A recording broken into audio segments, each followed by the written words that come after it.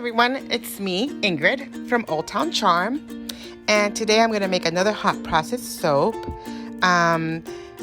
First, of course, when mixing your lye water solution, make sure you're wearing your gloves, your long sleeves, your goggles, and just protect yourself from any splashes that the lye water solution can give you, or even when you're mixing and blending your lye water with the oils.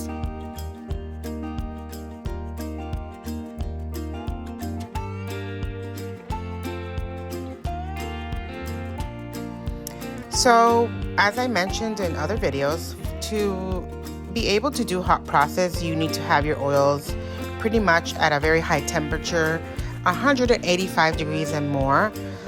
For this one, I had my oils at 213 and my lye water solution at 193. And you will see in this video how this high temperature made my soap reaction kind of angry at me, but at the end it all came out perfectly fine.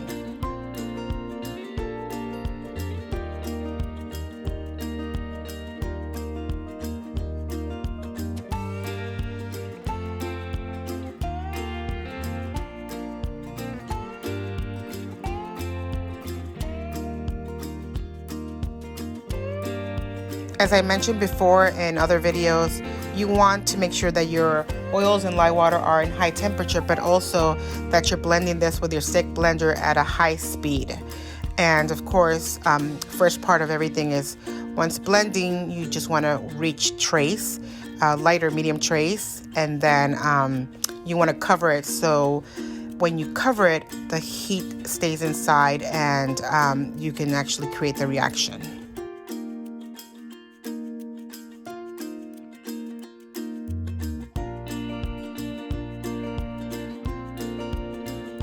I'm not kidding when I tell you this soap was angry at me. I covered this, and I always tell everybody, please stay close. This was 189 degrees, so I was like, oh yeah, it's gonna take a while for it to react. But it literally took, like, I would say less than a minute. I covered this and boom, I had to uncover it because it started bubbling up to the point that it spilled over. So yeah, the soap was kind of angry at me, but at the end it was under control, and I actually got it to go back down and everything was fine. But yeah, this was a surprise to me, to be honest.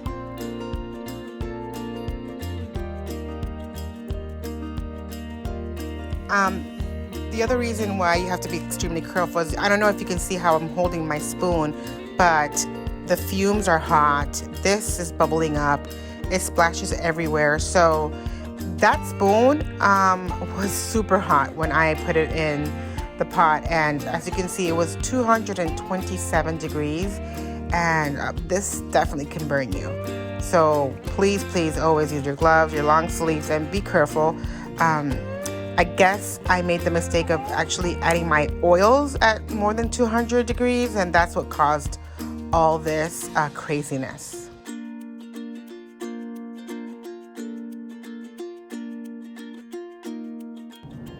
This mixture went all the way up to 229 degrees.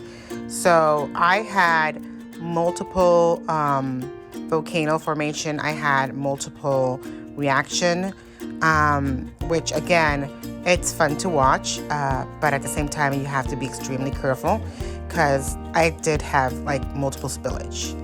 I love hot process because you can see all the phases right now. You can see how one portion is liquidy again and the other portion is mixture.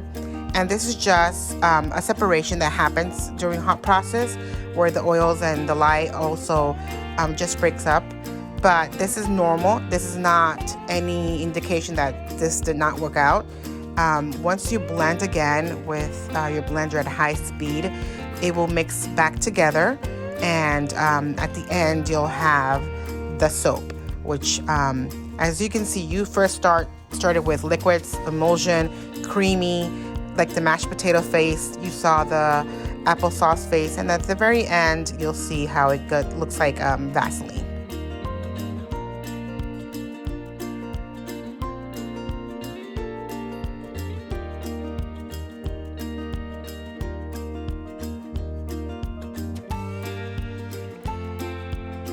So here was my final spillage and my final reaction, which I was so happy for it because I was just getting tired.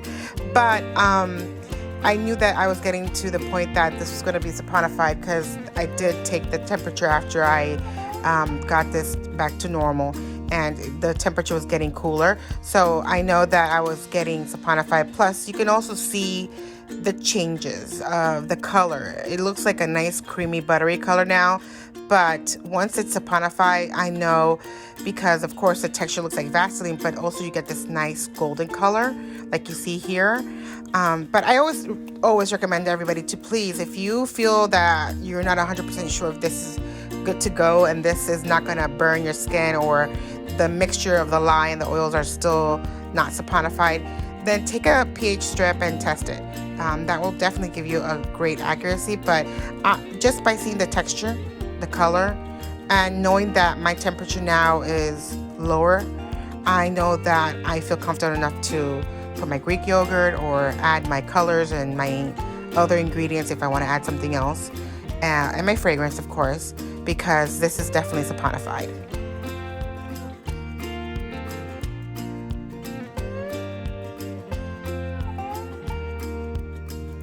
I like to use Greek yogurt because it's high on great benefits, high on B12, B6, and B2, but it also has great detoxifying ingredients. And not only for my soap, but even eating Greek yogurt is just so beneficial for our body and skin.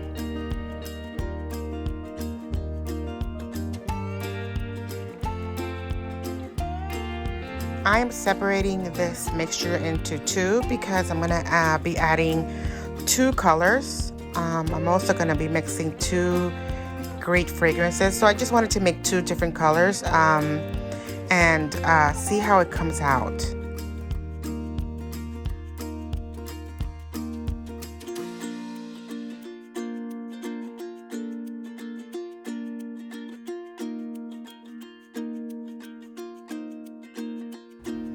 Now, with micas, you gotta be really careful. I normally mix it before I actually have everything ready, and I totally forgot. So normally I mix my colors, my micas, with either olive oil or sweet almond oil, but I totally forgot. So I'm adding my mica with my fragrance so I can mix this and it doesn't have any unmixed color when I mix everything together and put it in my mold.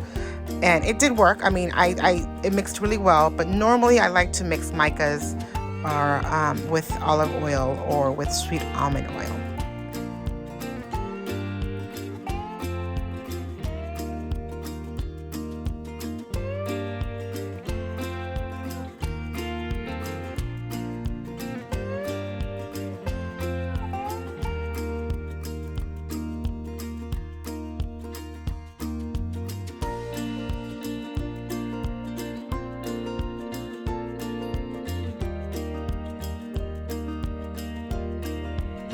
I'm using from Mad Micas Flotation device for the orange color, and for the blue color I am using also from Mad Mica Blue Shocker, and I love the name Blue Shocker.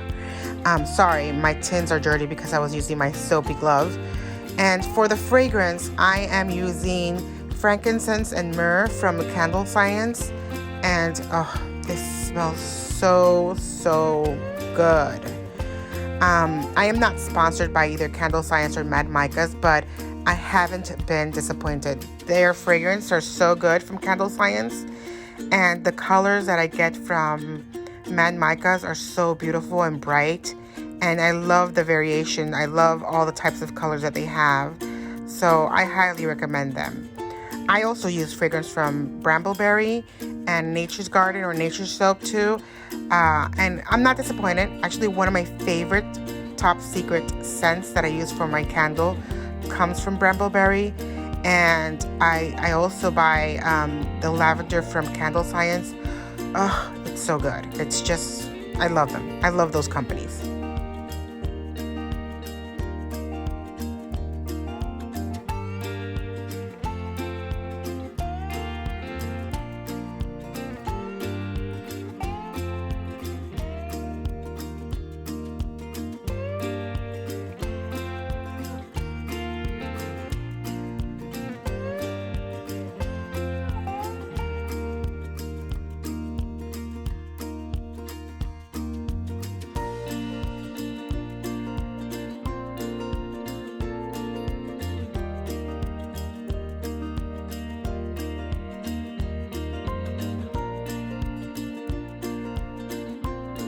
So my mixture got cold really quickly, and it's my fault. I also got hot and turned on the fan, but I was trying to make some design, but it was a little too late, and that's part of hot process.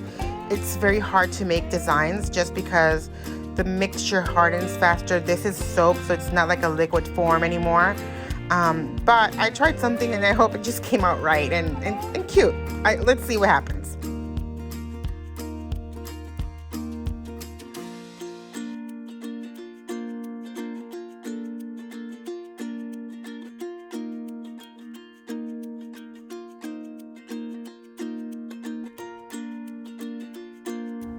This is 24 hours later, and I am unmolding it from my mold and removing it from my freezer paper, and it's ready to be cut.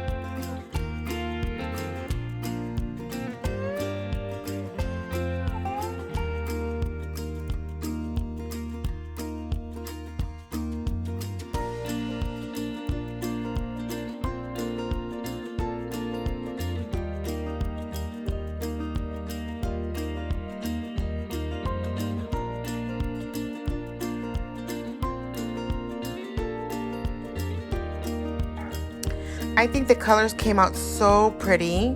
The blue is like a teal blue, and the orange is a very bright orange, which I love. And my husband was looking at me cutting the soap, and he's like, "Oh, these soaps looks like the Dolphin, Miami Dolphin football team colors for their uniforms." And I totally was not even aiming for that, but he is a huge football fan, a Dolphin fan, and of course, I think next weekend will be the Super Bowl, but I was not making a soap based on that. But hey, if you're a Dolphin fan, this is your soap.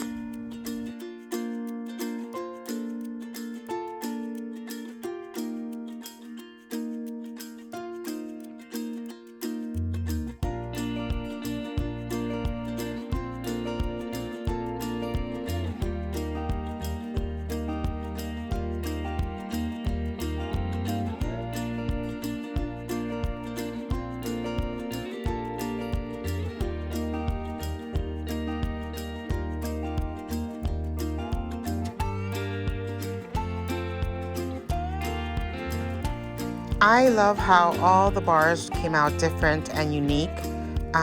Some of them look like waves, some of them look like mountain. This one in particular, this last cut, I loved it so much because this one had some zigzag on one side of the soap, and then on the other side it looked like some wavy curves. So they're all different. They're all very unique. I love it. As you can see here, you see the zigzag. And then on the other side, it was just like waves. My husband liked it because he said it looked like the ocean and sand. So yeah, it was really cute and fun to do this soap. I hope that you guys like it. Here are the results.